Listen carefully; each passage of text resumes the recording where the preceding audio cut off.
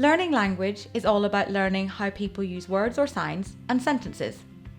But to learn how words or signs and sentences work, babies first need to be able to access them. We access what people are saying by hearing them, but also by seeing their lip patterns, which is how your mouth moves when you talk. This helps you to speech read. You may have heard of this as lip reading. We also access what people are saying by seeing their facial expressions and natural gestures, which are the way we move our hands and bodies when we talk. All babies, with or without hearing loss, can learn from these gestures. For example, you might point at something while talking, which can help make clear what you are talking about. Hey, well done! Clever girl! Both facial expressions and natural gestures play an important role in helping us understand what people are saying, so being able to see these is important. For babies with hearing loss, accessing what you are saying can be more difficult.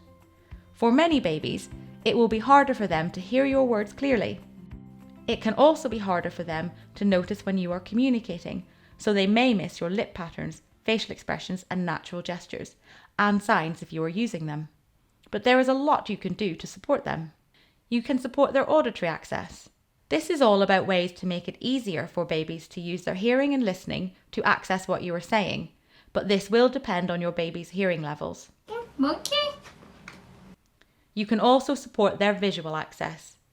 This is all about encouraging your child to look at you and making it easier for them to see you when you are communicating with them. By looking at you, your baby can see your lip patterns, facial expressions, natural gestures, and signs if you are using them.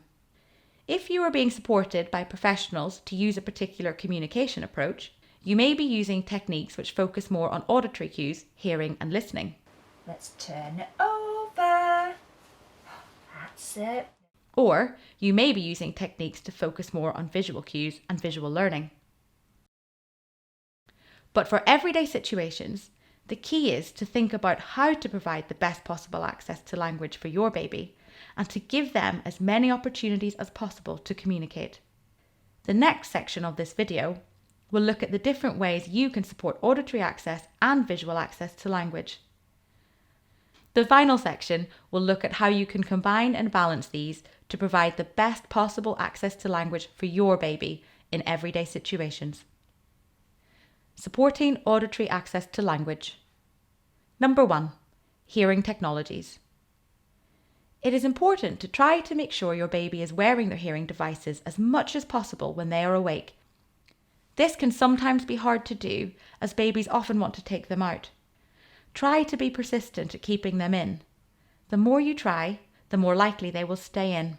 The more they are in, the more your baby will have auditory access to what you are saying, which will help them develop their hearing pathway. Good girl. Who's this? Who's in there? And remember, it is also important to regularly check that your baby's hearing devices are working correctly. If you are not sure how to do this, you can always ask your teacher of the deaf or audiologist. Supporting auditory access to language. Number 2, be near and clear. For babies learning to listen with their hearing aids or cochlear implants, try to be within 2 meters of your baby when you speak to them, and try to speak clearly. This makes it easier for them to access your speech. Yeah, that one goes in there. When your baby starts to crawl and walk, this will sometimes be harder to do. But don't worry, you don't need to follow your baby around all the time. If they are on the move and then settle somewhere further away from you, this is a good opportunity for you to move to be nearer to them when you want to talk to them. When sitting with your baby, sitting next to them can also help them practice listening and develop their listening pathway. You can also sit with your baby on your knee. Supporting auditory access to language. Number 3, managing background noise. Background noise can make it harder for your baby to use their hearing and listening to access what you are saying. That's rabbits. Yes, isn't it? But you can create a good listening environment for your child. You can do this by switching off the TV or radio if you are not actively watching or listening to them. This will also make it easier for your baby to pay attention to what you are saying and take turns during the conversation with you. Think about when you turn on noisy machines like the washing machine.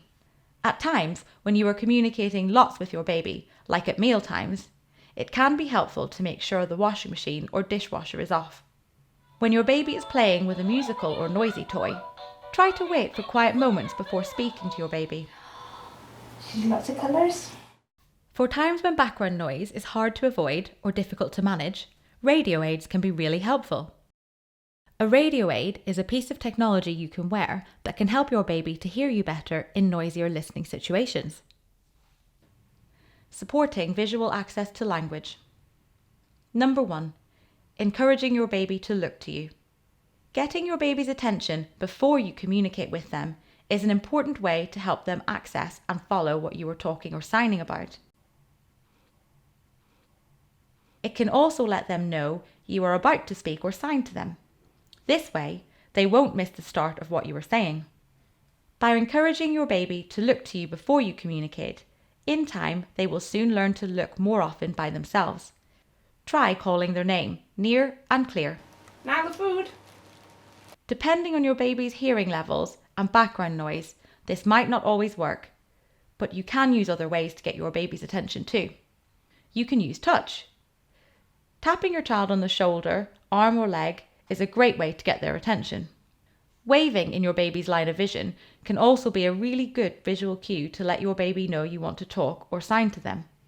You can also try moving your face into your baby's line of vision.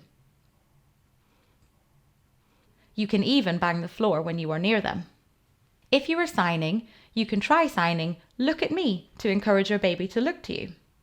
You can also encourage your baby to look at you and your signs by placing them in front of your child. If you are signing about what your child is looking at, you can place your signs next to it.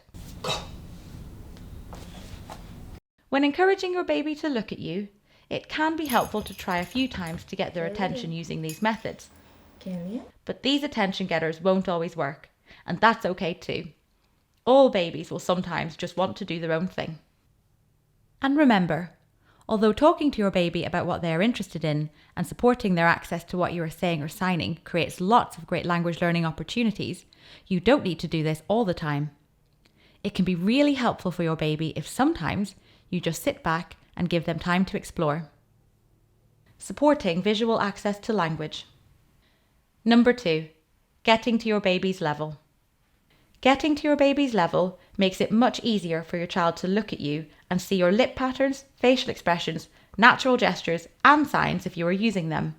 It also makes it easier for your baby to see visual cues that you are communicating or are about to communicate with them. This is particularly important for babies with very limited hearing, as they will rely more on seeing your face to access your communication.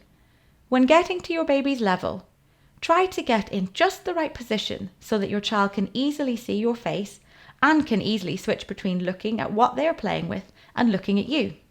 Your baby will also still have good auditory access if they are using hearing technologies. Supporting visual access to language. Number 3, lighting. When you can, try to make sure there is enough light on your face to help your child see you clearly. Remember, a bright window behind you can make it harder for your baby to see your face. Finding the balance. This section looks at how to provide the best access to language in everyday situations for your baby. It might be helpful to pause the video and make some notes as we go along. Let's start by thinking about your baby's hearing levels. What is their current hearing level? And is this level changing? Thinking about the answers to these questions can help you find the right balance for your baby. For example, if your baby has limited hearing, you will need to lean more heavily on supporting visual access to language. Now let's think about how your baby responds to you. Do they often respond more to your auditory cues or to your visual cues? If they often respond to auditory cues when you are talking to them, you may not need to rely as much on visual tips. Uh-oh! Should we build it back up? Uh-oh! It can also be helpful to think about the situation you are in when you are communicating with your baby. Depending on the situation, you may need to adapt how much you support visual access to language. For example, when it is noisy, or during times when your baby is not wearing their hearing aids, like bath time or swimming, you will need to rely more on visual access. Finally, let's think about your family's communication approach. What communication approach are you currently using or thinking about using? Are you using a mix of strategies from different approaches? Generally, for all approaches, if your baby is using hearing aids or cochlear implants, try to support their auditory access to language as much as possible. Frog? Ribbit, ribbit.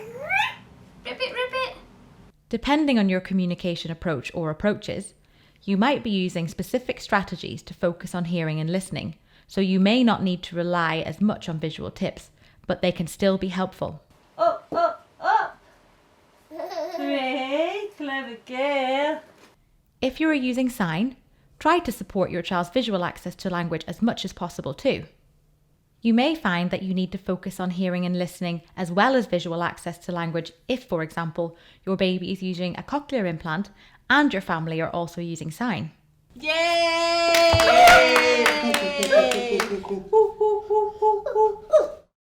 How to balance this often depends on the advice your family has received from supporting professionals, how your baby responds, and the situation you are in. Sometimes you may need to focus on supporting one more than the other. By thinking about these things when you are communicating with your baby, you will be able to find the right balance to support your baby's access to language in everyday situations.